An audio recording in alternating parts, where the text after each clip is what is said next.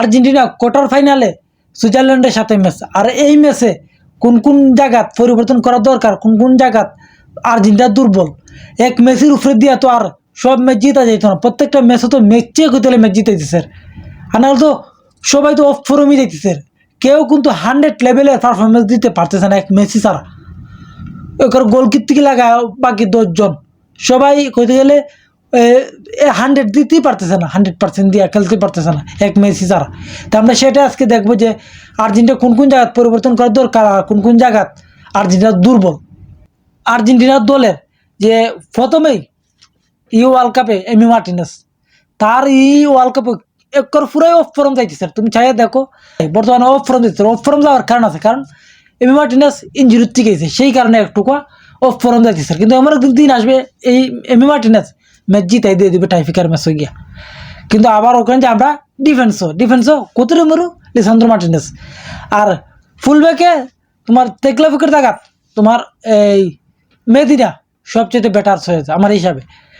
আর right ব্যাকে তোমার হইল গা নাহুল মনে ঠিক আছে, নাহুল মনে। কিন্তু মিডফিল্ড হিসাবে Mac Allister, Enzo Fernandez, Lisandro Perez. কিন্তু লিসান্দ্রো পেরেজ যদি ম্যাচও না রাখে, এটা আমি লিসান্দ্রো পেরেজের সাথে অন্যায় হবে। কারণ লিসান্দ্রো পেরেজ গত 2টা ম্যাচ যেভাবে খেলছে, যেভাবে ডিফেন্সিভ মিডফিল্ডার হয়ে খেলছে, মারাত্মক আগুন। আর যদি রদ্রিগো টেবলটা রাখে তাহলে ওকে ম্যাচ জিতার দরকারই নেই। কারণ রদ্রিগো টেবল যে লেভেলে খেলে, মানে গত ম্যাচটা রদ্রিগো টেবল যতক্ষণ মাঠও আসিল আর্জেন্টিনা কোনো এটাকে তৈরি করতে পারছে। এটার সাথে কিক যায়, রদ্রিগো টেবল বল দেয়, বা বল নষ্ট।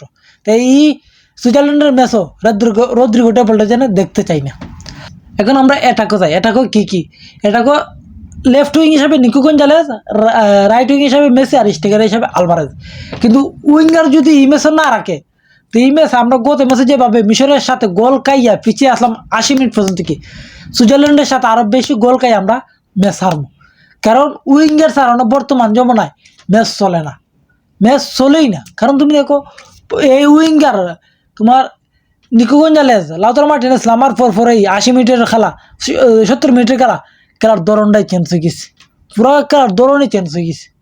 যদি এর পরে যদি আমরা গত ম্যাচ কেপবার্দের ম্যাচ এটি দিকে তো আমরা শিক্ষা না নেই, এতটা করে রক বটম হিট করে দিছে, এই জায়গা থেকে তো আমরা শিক্ষা না নেই, তাহলে আমরা এই সুইজারল্যান্ডকে আটকাইতে পারবো না। সুইজারল্যান্ড জিতে যাবে, কারণ সুইজারল্যান্ড কলম্বিয়াকে হারাই আছে, কলম্বিয়ার মতন দলকে তারা হারাই আছে। এটা মানতে হইবে যে কলম্বিয়া এই কি ফর্মে আছে, তাদেরকে আটটাই দিয়ে দিচ্ছে এই জয় সুইজারল্যান্ড। কিন্তু সুইজারল্যান্ডের ডিফেন্স মারাত্মক, উইঙ্গার ছাড়া চলবেই না। উইঙ্গার ছাড়া তারা ডেডলক ভাঙতেই পারতাম না উইঙ্গার ছাড়া।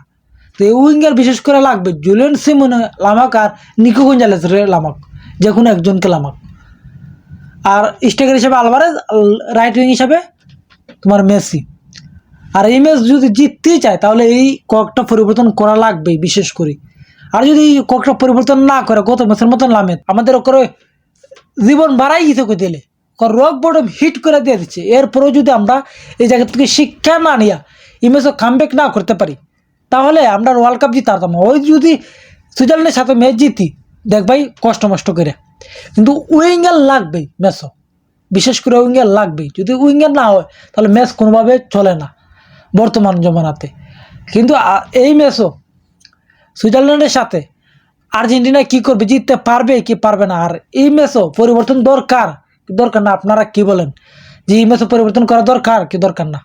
আর এই ম্যাচ জিততে হলে কী করতে হবে আর্জেন্টিনায়?